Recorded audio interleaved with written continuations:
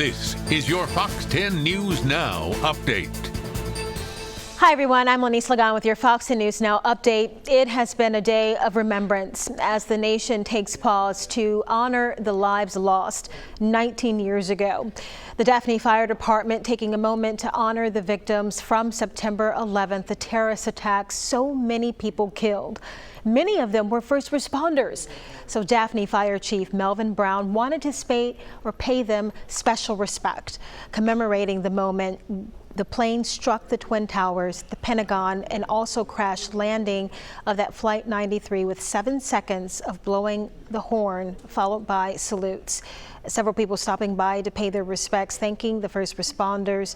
Chief Brown says he hopes to make today's act of remembrance a long-standing tradition.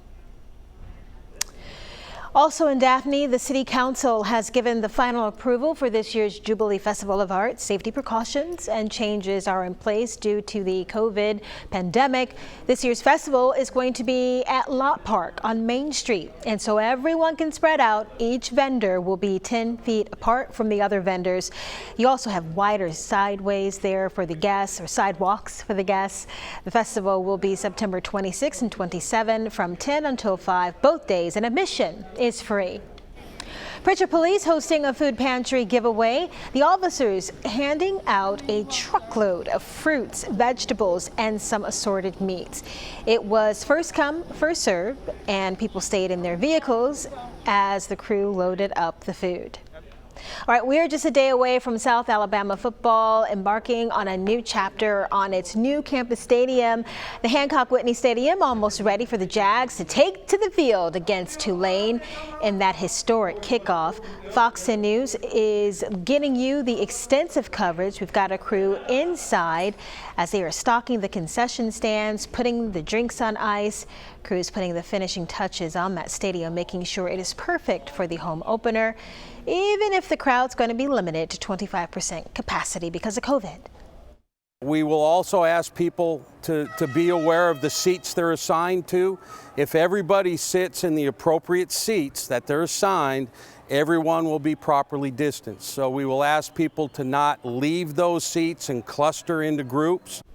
Face masks are mandatory and social distancing guidelines will be in place too. As for the game, the Jags are 10-point underdogs, but they were underdogs last week against Southern Miss. They won that game. Kickoff is 6:30 Saturday night. Fox 10 News will be there for all of the action. And remember, starting Monday, People's new TV show will air weeknights at 10:30 here on Fox 10. It will be all things celebrity and entertainment news. You can check out who's the first exclusive interview. Here's your peek. It's going to be country superstar Garth Brooks. Don't want to miss that one. Kay Adams and Lawrence K. Jackson going to co-host that new 30-minute People Daily Show alongside Jeremy Parsons and Sandra Vergara. Again, it kicks off Monday night, 10:30 here on Fox 10. So let's go ahead and kick off the weather now with Jason. All right, this is a really important tropical update as we are looking at what is a developing tropical system here, likely to be named a tropical depression or a potential tropical cyclone as of the 4 o'clock advisory. And also got another tropical disturbance south of us that is ramping up some. This disturbance will slide past us. All it's going to do is leave a moist atmosphere in place for the weekend. This one here could be a tropical storm bearing down on us by early next week, if not a little sooner. This thing is moving quickly and it is looking like it's coming our way. Let's track it here. This is a disturbance with an 80% chance of formation in 5 days, 70% in 2 days, but we just got word from the National Hurricane Center that they're going to start initiating advisories on this thing. So you can go ahead and scratch out the formation chances. This thing's about to happen. Looking at it, we're getting bursts of convection up here north of Andros Island. It's headed into South Florida, and it's going to move across a portion of Florida that's very low in elevation, and so it should actually hold together quite well across South Florida. We also have Paulette, Renee, and 2 more waves out into the Atlantic. Not seeing any threatening weather from any of those systems, though, in the short term. The main concern is not with Paulette or with Renee, but a focus on the system moving across South Florida. So what's the timing on this? Well, as of Saturday, we've got it down around the Keys, and then looking at Sunday morning at around 11 o'clock, we've got this thing over towards the Big Bend area, and you can see why we are concerned about this weather maker. On Sunday evening, we could even be seeing tropical storm conditions. This thing will drag in here on Monday, and then by Tuesday morning, it could be pretty much right on top of us as a tropical storm.